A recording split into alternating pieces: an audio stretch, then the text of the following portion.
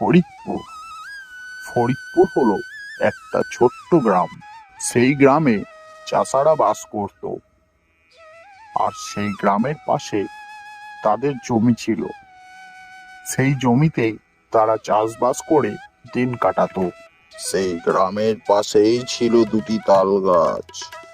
সেই তাল গাছে বাস করত দুটি শাকচুন্নি।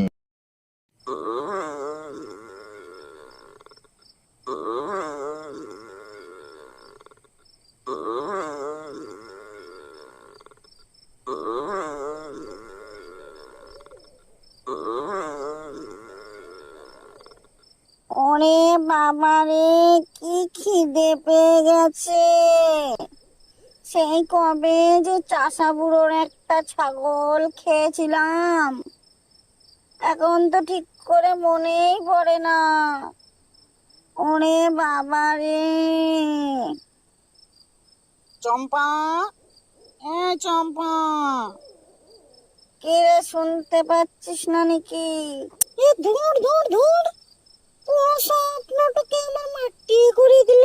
তোর উপরে রাগ ধরছে না যমুনা? মনে হচ্ছে এবার থেকে এই গাছ থেকে লাথি মেরে ফেলে দি। তুই এত কি রাজকীয় স্বপ্ন দেখছিলি যে এত রেগে পড়লি? জানিস যমুনা, আমাকে এক চাষি ভাই নবান্নতে নিমন্ত্রণ করেছিল। ও, কি রাজকীয় খাবার! পোস্ত, ডাল, কাতলা মাছের ঝোল, কাতলা মাছের কালিয়া, তারপরে খাসির মাংসের পাতলা ঝোল। যে খাবারটা মুখে দিতে গেলাম, সেই তুই আমার ঘুমটা ভাঙিয়ে দিলি। আর একটু পরে তুই যদি ডাকতি, তাহলে হয়তো সব খাবার খেয়ে ফেলতে পারতাম। তুই তো স্বপ্নতে একা একা খেয়ে ফেলতি, আমাকে তো আর ভাগটা দিতি না। এদিকে আমার দেখ, খিদেতে ইঁদুর গুলো সব লাফাতে লাফাতে মরেই গেল।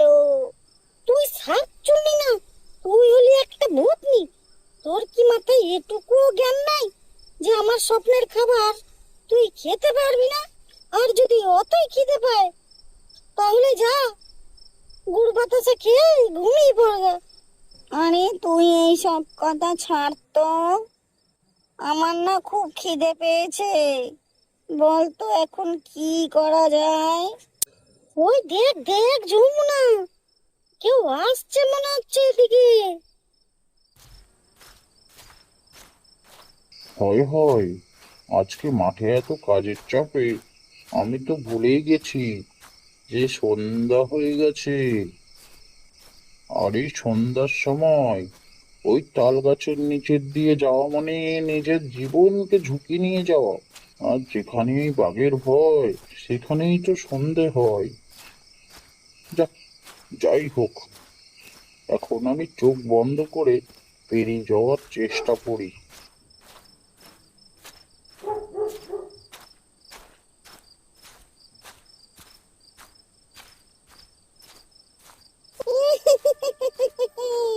মনে হলো কেউ হাসছে।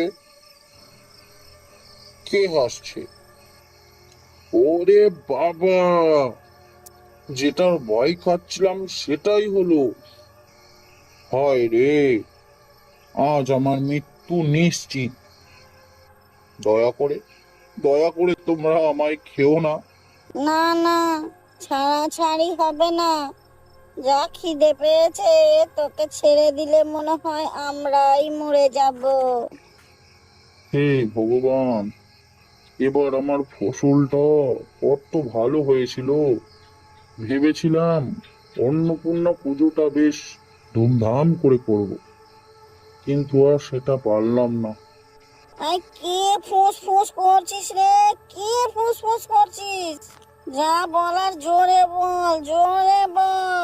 দেখো, আমি যতই চেষ্টা করি না কেন, তোমরা আমাকে মারবেই। তা আমার মরার আগে একটা শেষ ইচ্ছা আছে, সেটাকে আমার পূরণ করে দাও। তারপরে না হয় তোমরা আমায় খেও। দেখো, আমি ফসলের উপর এবার বহু পরিশ্রম করেছি, তাই আমার ফসলটা খুব ভালো হয়েছে।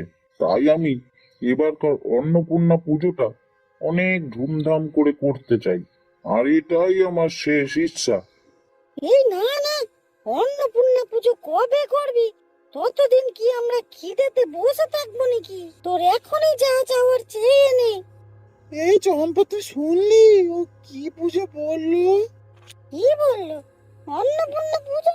এতে এবার তো মাথার কি আছে? আরে অন্নপূর্ণা পুজো, অন্নপূর্ণা পুজো মনে হলো লবান।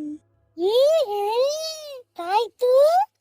এ বুড়ো, তোকে আমরা ছেড়ে দিতে পারি, কিন্তু একটা শর্তে।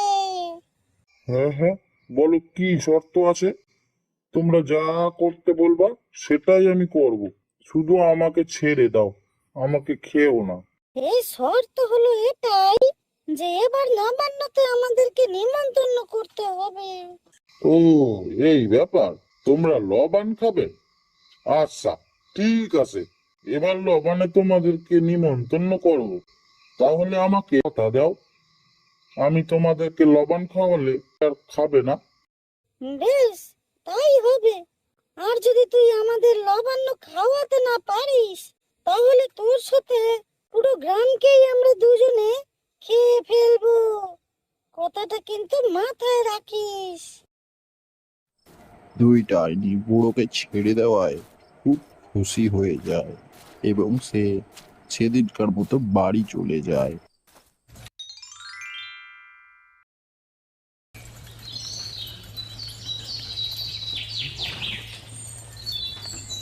আই কাকা, তোমার তো এবার বিশাল ফসল হয়েছে। তা হবে না, এবার পরিশ্রমটা তো ভালো রকমই করছি, তা ফসল তো ভালো হতেই হবে। আরে বাপ, ওটা দেখলি? বুড়োর কত অহংকার বেড়েছে। তুই দেখছিস ওর কত অহংকার হয়েছে, আর আমি দেখছি ওর কত ফসল হয়েছে। এই ফসল বিক্রি করে ওই বুড়ো পুরো বছরটা বসে খেতে পারবে। এই ফসল যদি চুরি করতে পারতাম, তাহলে আমরা পুরো 1 বছর বসে খেতে পারতাম। আরে তুই তো আমার মুখের কথা ছিনিয়ে নিয়েছিস, আমি তো এই কথাটাই মনে মনে ভাবছিলাম। তা চুরি করবিটা কি করে ভাই? শোন তাহলে, বুড়োর আজকে ফসল বোনানো শেষ হয়ে গেছে। কালকে ও ধান ঝরাবে, আর ঝরানোর পরে নিশ্চয়ই ধানগুলো ঘরে ভরবে না, আর আমরা সেই সুযোগেই ধানগুলো চুরি করে নেব। এ হে হে। ঠিক আছে, সব ফসল তো বোয়ানো হয়ে গেল, এবার কালকে ধান ঝরাবো, তারপরের দিন বিক্রি করে দিয়ে আসবো। যাক, ধান ঝরানো শেষ হলো, এখনকার মতো এটিকে ঢেকে রেখে দিই। পরের দিন সকালবেলা হাটে নিয়ে যাব বিক্রি করার জন্য। পচা লেট করছে কেন এত? ও কি ভুলে গেল নাকি? ওই তো আসছে। কি রে পচা, এত দেরি করলি কেন? এইসব কাজ দেরি করেই করতে হয়, তার জন্য আমি দেরি করেই আসলাম। আরে দাঁড়া দাঁড়া, পচা তুই সব সরঞ্জাম গুলো এনেছিস তো? হ্যাঁ, এনেছি।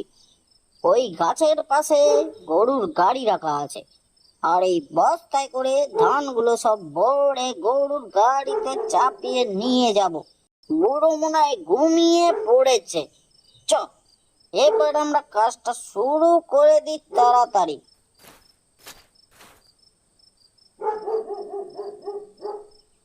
না, ভোরে ভোরে বেরোতে হবে, এখন আমি তাহলে উঠি, ধানগুলোকে নিয়ে যেতে হবে।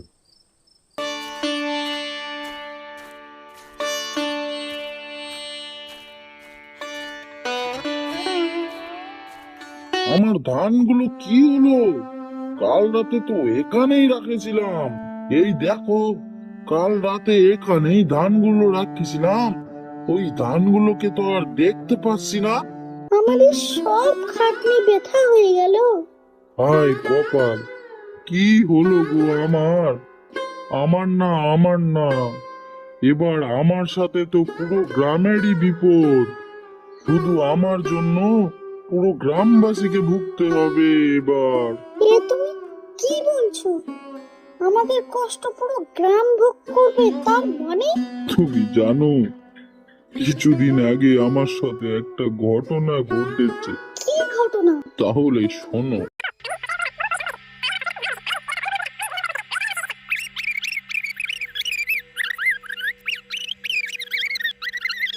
হায় রে, এ কি সর্বনাশ হলো! এবার কি করে কি করব? কি করে আমরা ওই ডাইনি দুটোকে খাওয়াবো? ওই ডাইনিকে যদি না খাওয়াতে পারি, তাহলে আমাদের সাথে পুরো গ্রামই মারা যাবে। কি হলো গো? আমার সব ফসল চুরি হয়ে গেল। না না, এভাবে কান্না করলে হবে না। আমাদের কিছু একটা করতে হবে। কিছু একটা উপায় তো বার করতেই হবে। কিন্তু কিন্তু কি করব এখন আমরা? আমাদের ফসল তো সব চুরি হয়ে গেছে। এবার আমরা কোথা দিয়ে খাওয়াবো ওই ডাইনি দুটোকে? আমার কাছে এই সোনার আংটিটি আছে। এই আংটিটা যদি বিক্রি করে, তাহলে ওই ডাইনিগুলোকে খাওয়ানোর পুঁজি কিছুটা হলেও বেরিয়ে আসবে। কিন্তু এই আংটিতে কি হবে? এটাতে তো ওদের দুজনের ঠিক করে ডাল ভাতও খাওয়ানো হবে না। আর ওরা যদি অসন্তুষ্টিত হয়, তাহলে তো কপালে আরো দুঃখ। কিন্তু এছাড়া আমাদের কাছে তো কোনো উপায় নেই। যা যা হবে দেখা যাবে। কি রে বলো, এখনো কি খাবার হয় নাই নাকি? দে দে, আমি আর থাকতে পারছি না। হ্যাঁ হ্যাঁ, আনছি, এখনই আনছি।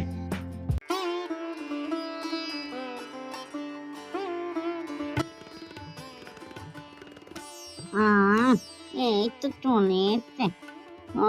প্রথমে ডাল ভাত দিয়ে শুরু করবো নাকি? কিন্তু খাওয়ানোর মতো তো আর কিছুই নাই। যা ছিল সবই তো দিয়ে ফেলেছি। এ কি, তুই আমাদেরকে ডাল ভাত খালি? কত বড় কিপ্টে রে তুই, কত বড় কিপ্টে! এত ফসল ফলালি রে তুই, আর শেষকালে আমাদের এই খাওয়াচ্ছিস? ছি ছি ছি ছি ছি রে! তুই আমাদের মন সন্তুষ্ট করতে পারলি না। এর ফল তোকে ভোগ করতেই হবে। তোমরা তোমরা রাগ করো না, আমাকে তোমরা ক্ষমা করে দাও। আমি এটা ইচ্ছে করে করিনি। এই ইচ্ছা করে করিনি মানে? ইচ্ছা করে করিসনি মানে কি? দেখো, আমার কাছে তো যেটুকু পুঁজি ছিল সেটুকু দিয়েই তোমাদেরকে খাওয়ালাম। এই দাঁড়া দাঁড়া, তুই এত ফসল ফলালি আর আমাদেরকে এই খাওয়াচ্ছিস? তোর এটুকু পুঁজি আসছে? তুই কি আমাদের গাধা পেয়েছিস নাকি যে যা বুঝাবি তাই বুঝে যাব? আসলে আসলে আমার তো ফসল সব চুরি হয়ে গেছে। তাই আমার গিন্নির একটি আংটি ছিল, সেই আংটি বিক্রি করেই তোমাদের খাওয়ালাম। কি, তোর ফসল চুরি হয়ে গেছে? হ্যাঁ, পরশু রাতে আমি ধানগুলো ঝরিয়ে বারান্দায় রেখে দিয়েছিলাম। সকাল বেলায় উঠে দেখি সেখানে আর কিচ্ছু নেই। রাতের বেলায় সব ধান চুরি হয়ে গেছে। কি? কে কে তোর ফসল চুরি করেছে? তুই একবার তার নামটা বল। আমি তো জানি না কে চুরি করেছে, তাই আমি কিচ্ছু করতে পারিনি।